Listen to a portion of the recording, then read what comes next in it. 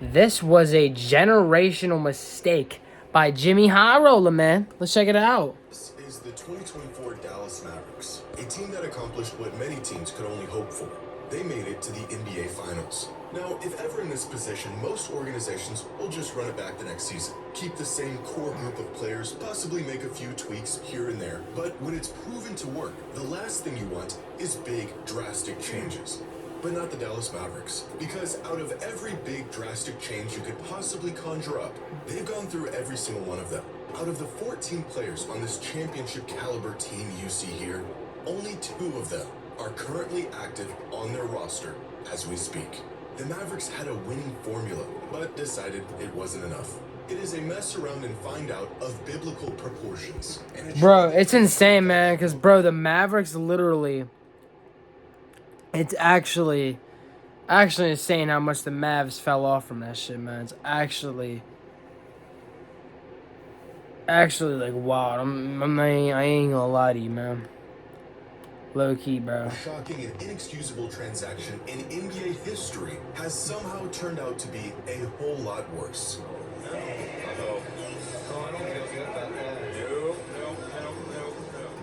And then Kyrie tore his ACL and shit, man. Crazy. Today's video is sponsored by SeatGeek.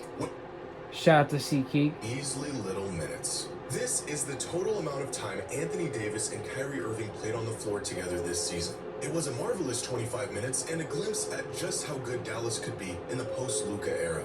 What would ensue over the next month is a series of events that would make even the most rational, level-headed sports fans believe in curses. 5 weeks ago, when the Mavericks traded away Luka Doncic, the general consensus was that Dallas was trading away their future to win now. How in a matter of 5 weeks they've sacrificed both is a tale that will be told for generations. Since trading away their golden ticket, Dallas has lost Anthony Davis for the rest of the season to a thigh injury. They lost Daniel Gafford to an MCL sprain. In a 3-day span, they lost PJ Washington and Jaden Hardy to ankle injuries, Dante Exum to a foot injury, and Kyrie Irving out for the rest of the season after tearing an ACL. 70% of their rotation gone. And no generational super megastar to carry the load in the meantime. Under any other circumstance, a wave of injuries like this would be unbelievably bad luck. And that's really what it is. Just sheer bad luck. But it sure doesn't feel like it. Now, I'm not a superstitious person. Everything that happens can be attributed to some rhyme and reason, some cause and effect. But when you throw your franchise player out of the building and call him a fat, lazy heathen before slamming the door in his face, bad luck is gonna look a little bit more like retribution. And it is so damn, holy shit. Last season, the Mavericks roster played a total of 18,134 minutes on the court. That's the combined minutes of every player on their roster throughout the regular season. As of this week, only 10% of those minutes are on their active roster. 10%. That means 90% of all minutes from last season are not currently active or playing for the Dallas Mavericks. And many of these players will continue to be out for considerable time, if not the rest of the season. The returning 10% of playing time comes from their backup center, the 8th man, and a man that's been on a 2-way contract for the last 2 seasons. If you have a Mavericks fan in your life, check on them, see how they're doing. Because what has happened to them and their team is criminal. The only consolation to the losers for sure, bro. Is that damn. At least for the near future, the Mavericks would be in title contention with Kyrie and Davis. That they would be winning games while the Lakers were prepping Luka to take the torch from LeBron before he retires.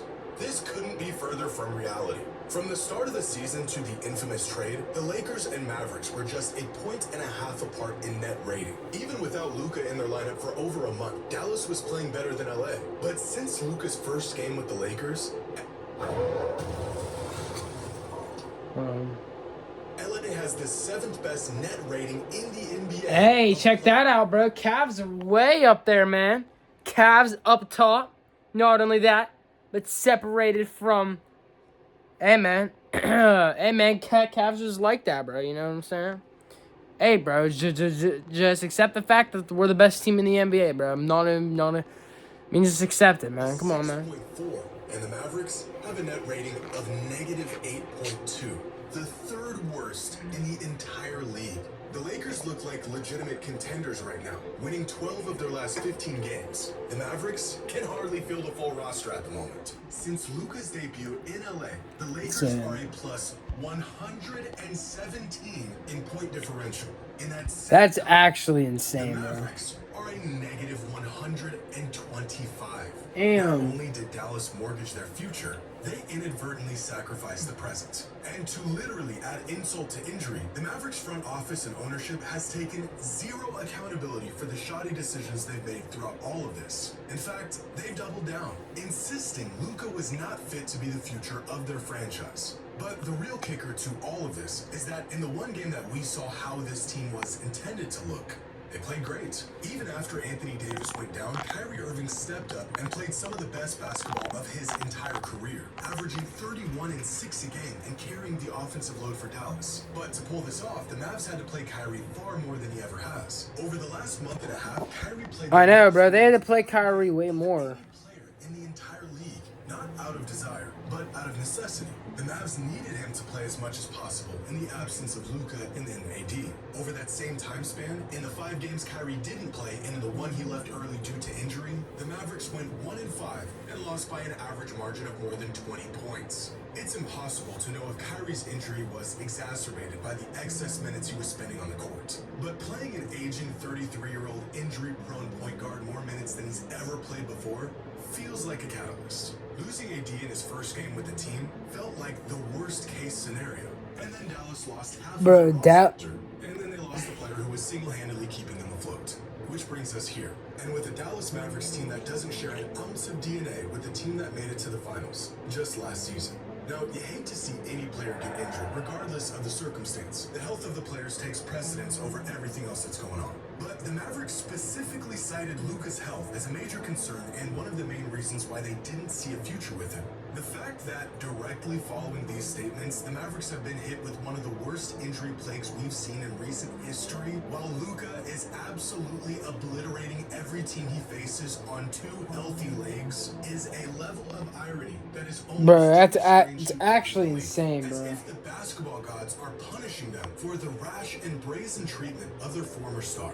A curse. When in reality, this is the result of trading away your best player, swapping him for a player who is often injured, working your remaining best player into the ground, and stumbling into a stretch of bad luck with absolutely no recourse. Right now, the outcry from Mavericks fans is enough to make anyone want to go and protest with them. You know it's bad when Wizards fans are offering you their condolences. To no fault of their own and against their wishes, in mere The Wizards fan. No way, man. Shit. They went from cheering on Luka and Kyrie in the NBA Finals to watching their team dissipate and be reduced to rubble. And yet, but just this past week, the Mavericks offered their fans a token of appreciation, a gift to alleviate the recent betrayal they were put through by raising ticket prices 8%. Truly a masterclass of basketball mismanagement spearheaded by the worst trade in modern sports history. Yo, no way, bro. They really raised ticket prices up 8%, man. Holy shit. Hey, man. Shout out to the man, Jimmy High Roller, once again.